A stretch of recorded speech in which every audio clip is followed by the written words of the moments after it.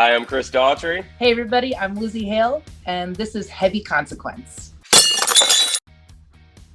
The only thing that I've ever been nerdy about in my life is vocals, and Chris is just as nerdy. Since the first song I ever heard him sing on the radio, I mean, he's got an incredible voice, like to the point that like it's different when somebody cares about their voice.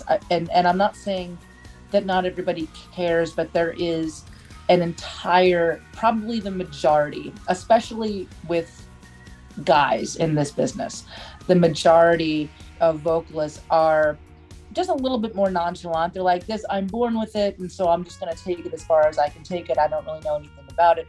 So the fact that Chris cares so much about how he sounds and his voice, it translates into his incredible range and the tone of his voice and his resonance, and also there is this, you know, passion that happens when you care about your voice, that you can hear that in the songs. So for me, it was just, I don't know, I connected with his voice right away, and it's like, you know, shortly after we met, I'm just like, I wonder if we'll ever get to sing together, and just kind of like go toe to toe with that. So every single time we get together, it's like, oh, like, so, hey, you know, like we always have these like little questions for each other. So like, you know, when you get like a little cough thing, like, what do you do? You know, like those types. Absolutely.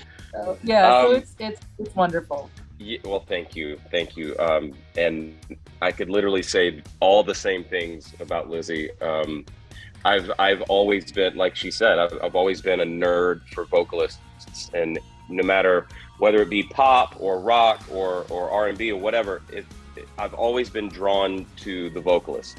I'm always just blown away when people can do different things with their voice that I can't, or things that I wish I could do, or things that I think I'm doing, but I hear them do it and they're doing it way better. So they must be doing it right and I must be doing it wrong. So I'm always like questioning my ability around great singers, and Lzzy is just one of those singers that the first time I ever heard her, I remember Howard Benson telling me, he's like, you got to hear this girl. You got to hear this girl. Like, you've never heard it. And, you know, you hear producers say stuff like that all the time. And then I remember hearing Get Off, and I'm like, holy shit, what is, and he was like, no, you don't understand. Like, she's that loud in the vocal booth, outside the vocal booth. like she cuts through walls with her voice. And I got to witness that, you know, when we toured together, and I didn't realize at the time how great of a player she was as well, which I'm like the most rudimentary guitar player you could be. And I see her up there in these heels, and her voice is just as good, if not better live than it was on the record. And I'm just like, I give up. I quit. After seeing Lzzy just do her thing, I quit.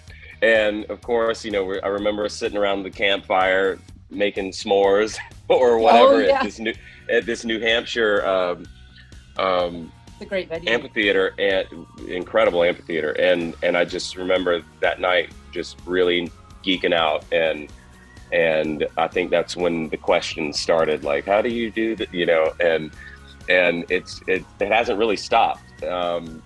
And I just admire her, not only as a performer, but as a human being.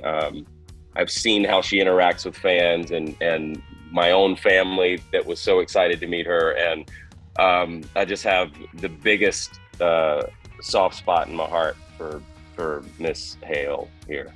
And getting to work together in this capacity was just, you know, icing on the already sweet cake.